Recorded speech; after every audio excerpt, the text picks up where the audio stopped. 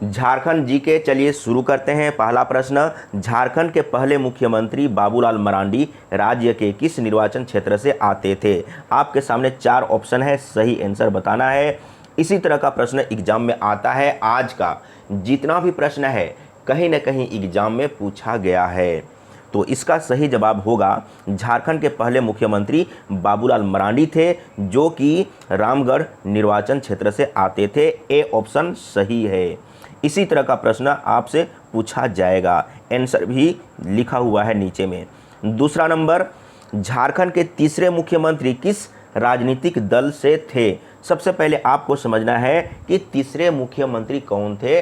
तो तीसरे मुख्यमंत्री शिबू सोरेन थे। तो शिबू सोरेन का पार्टी कौन सा है? तो JMM, Jharkhand Mukti Morcha. B option सही है। इसी तरीके से आपसे पूछ दिया जाएगा। अब चलते हैं अगला प्रश्न, तीसरा नंबर, निम्नलिखित में से झारखंड के केवल गैर आदिवासी मुख्यमंत्री कौन हैं? वेरी वेरी इंपॉर्टेंट प्रश्न। गैर आदिवासी, जो कि आदिवासी नहीं है। एक ही मुख्यमंत्री हैं जो कि आदिवासी नहीं है, और वो है रघुवर दास। सी ऑप्शन सही है। इसी तरह का प्रश्न आपसे पूछा जाएगा, याद रखिएगा। अगला प्रश्न 4 नंबर। 4 नंबर में आपसे पूछा है, निकेल झारखंड के निम्नलिखित जिलों में से किस जिले में पाया जाता है? निकेल एक तत्व है, तो बताना है कि कहाँ पर पाया जाता है, कौन सा जिला में पाया जाता है। लातेहार, गिरिडीह, रामगढ़, पूर्वी सिंहभूम। तो सही जवाब होगा निकेल पाया जाता है पूर्वी सिंहभूम, यानी कि डी ऑप्शन सही है। अगला प्रश्न 5 नंबर, पूर्वी सिंहभूम जिले के कुल क्षेत्रफल का कितना प्रतिशत क्षेत्र अवशिष्ट पर्वतों एवं पहाड़ियों से घिरा है, जिसमें ग्रेनाइट, नीस और शिस्ट शामिल हैं? तो इसका सही जवाब होगा ए ऑप्शन ए 53%। याद रखिएगा, इस तरह का प्रश्न पूछा जाता है। अगला प्रश्न 6 नंबर, गिरिडीह जिला झारखंड के किस जिले से बना है? गिरिडीह जिला झारखंड के किस जिले से बना है, ये आपसे पूछा है। तो इसका सही जवाब होगा, लातेहार से तो नहीं होगा, लातेहार से कोई भी डिस्ट्रिक्ट नहीं बना है। तो इसका सही जवाब होगा हजारीबाग। गिरिडीह हजारीबाग से अलग होकर बना है। तो इस तरीके से आपको याद कर लेना है। अगला प्रश्न 7 नंबर, वेरी इंपॉर्टेंट प्रश्न है। झारखंड के गिरिडीह जिले में प्रचुर मात्रा में कौन सा खनिज पाया जाता है? गिरिडीह, कोडरमा, ये जो क्षेत्र है ना, उस क्षेत्र में सबसे ज़्यादा अबरख पाया जाता है। तो इसका सही जवाब होगा ऑप्शन ए अबरख। याद रखिएगा हमेशा के लिए। और कोडरमा में भी सबसे ज़्यादा तो कोडरमा में ही पाया जाता है, लेकिन कोडरमा के बगल में गिरिडीह है, तो गिरिडीह में भी अबरख पाया जाता है। तो याद रखिएगा हमेशा के लिए, कन्फ्यूजन नहीं होना चाहिए। अगला प्रश्न 8 नंबर, योगिनी शक्तिपीठ किस देवी से जुड़ा हुआ है? इस तरह का प्रश्न आपसे पूछा जाता है।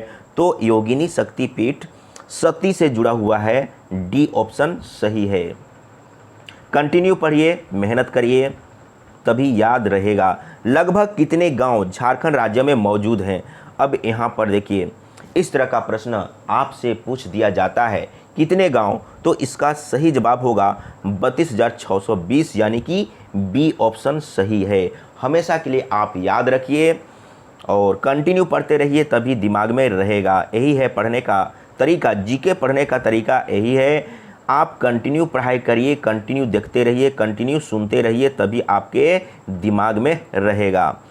इसमें आपसे पूछा है 10 नंबर में, झारखंड में आदिवासी समूह के लिए हंटर समूह का प्रकार है।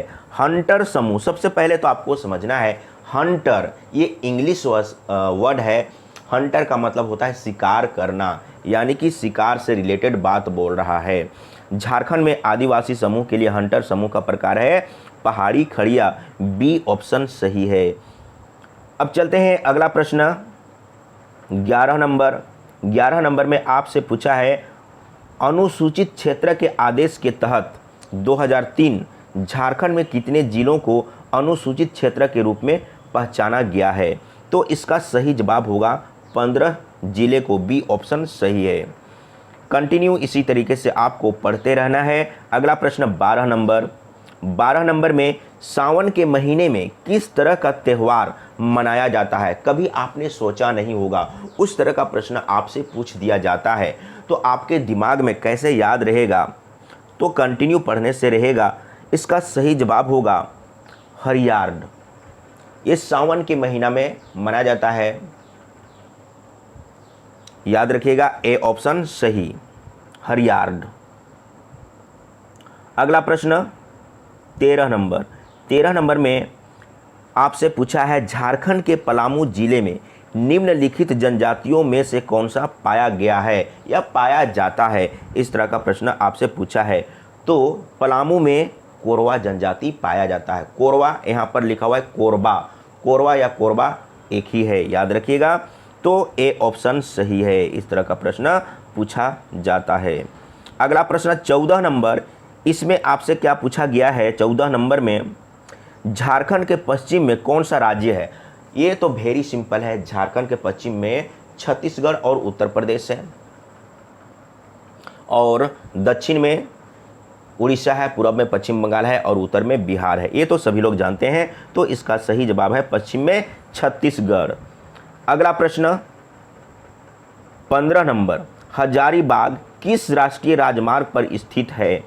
हजारीबाग कौन सा राष्ट्रीय राजमार्ग पर स्थित है, ये आपसे पूछा है। तो इसका सही जवाब होगा NH 33, और NH 33 सबसे लंबा राष्ट्रीय मार्ग है झारखंड का, याद रखिएगा। अगला प्रश्न 16 नंबर में आपसे पूछा है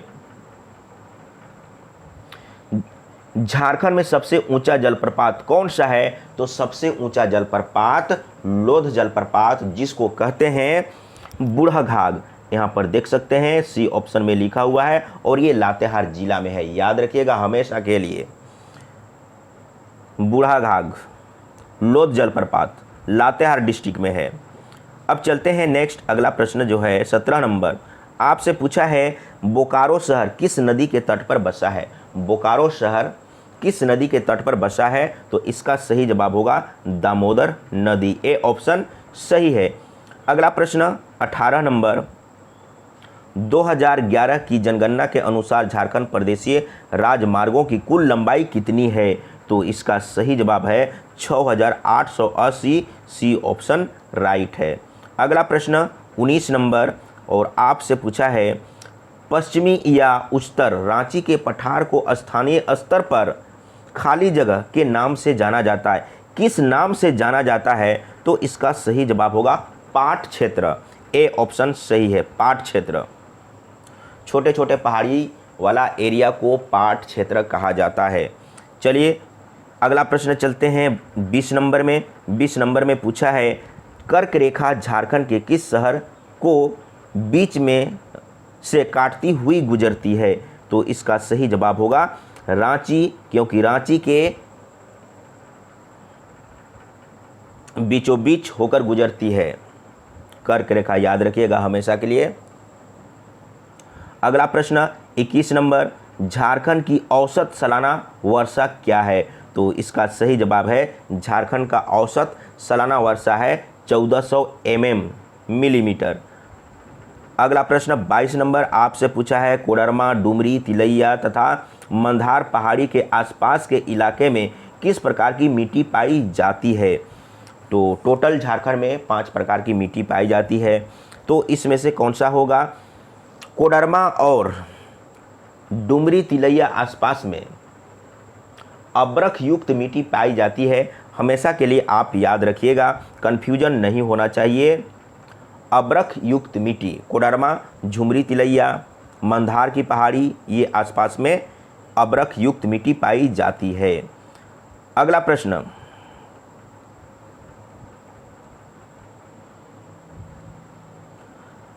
अगला प्रश्न 23 नंबर, झारखंड राज्य को कितने कृषि मौसम क्षेत्रों में बांटा गया है? तो इसका सही जवाब है 3। जैसे बरसात का मौसम में एक होता है, एक गर्मी के मौसम में होता है और एक बसंत ऋतु में होता है। 3 मौसम में बांटा गया है, याद रखिएगा हमेशा के लिए। अगला प्रश्न 24 नंबर, झारखंड का शाब्दिक अर्थ क्या है? झारखंड का शाब्दिक अर्थ ये तो सभी लोग जानते हैं, झारखंड का मतलब जंगल झाड़, तो जंगल भूमि, बी ऑप्शन सही है। अगला प्रश्न 25 नंबर में आपसे क्या पूछा, झारखंड के किस शहर को मैनचेस्टर ऑफ ईस्ट भी कहा जाता है? तो इसका सही जवाब है, झारखंड के किस शहर को मैनचेस्टर ऑफ ईस्ट कहा जाता है? तो इसका सही जवाब है रांची, बी ऑप्शन सही है। अगला प्रश्न 26 नंबर, झारखंड में एल्युमिनियम का कारखाना कब स्थापित हुआ और ये कहाँ पर है? ये भी आप याद कर लीजिए। एल्युमिनियम का कारखाना मूरी में है और ये 1937 में स्थापित किया गया है, हमेशा के लिए याद कर लीजिए। अब चलते हैं अगला प्रश्न 27 नंबर, रांची का फाउंड्री फोर्ज कारखाना किस देश के मदद से स्थापित हुआ है? अब यहाँ पर समझना है, रांची लिखा हुआ है लेकिन रांची में है और HEC की बात कर रहा है, तो इसको आप एक बार अच्छा से समझ लीजिए। HEC एशिया का सबसे बड़ा कारखाना है HEC और इसमें 3 यूनिट है। एक है HMBP का मतलब हेवी मशीन बिल्डिंग प्लांट, और ये बना है रूस के सहायता से, याद रखिएगा, ये भी आपसे पूछा जा सकता है। और एक है HMTP, इसका मतलब हुआ हेवी मशीन टूल प्लांट, और ये बना है चेकोस्लोवाकिया, याद रखिएगा, इसको मैं लिख लेता हूँ, यहाँ पर देखिए लिखा हुआ होगा चेकोस्लोवाकिया। तो HMBP जो बना है रूस के सहायता से बना हुआ है, और HMTP जो बना हुआ है हेवी मशीन टूल प्लांट, ये चेकोस्लोवाकिया के सहयोग से बना हुआ है। लेकिन यहाँ पर पूछा है फाउंड्री फोर्ज, यानी कि इसको शॉर्टकट में कहेंगे फाउंड्री फोर्ज प्लांट, FFP, ये भी चेकोस्लोवाकिया के सहायता से बना हुआ है, यही आपसे पूछा था। और HEC का स्थापना हुआ था 1998 में, ये भी आप याद कर लीजिए। और यहाँ पर उत्पादन शुरू हुआ था 1963 से, ये भी आप याद कर लीजिए। इस तरीके से पढ़ेंगे तो एक भी प्रश्न नहीं छूटेगा। अब चलते हैं अगला प्रश्न, तो इसका सही जवाब है चेकोस्लोवाकिया। 28 नंबर, झारखंड के किस जिले में दालमा अभयारण्य है? दालमा अभयारण्य पूर्वी सिंहभूम में है, बी ऑप्शन सही है, हमेशा के लिए याद करिए और कंटिन्यू पढ़ते रहिए, तभी आपके दिमाग में रहेगा।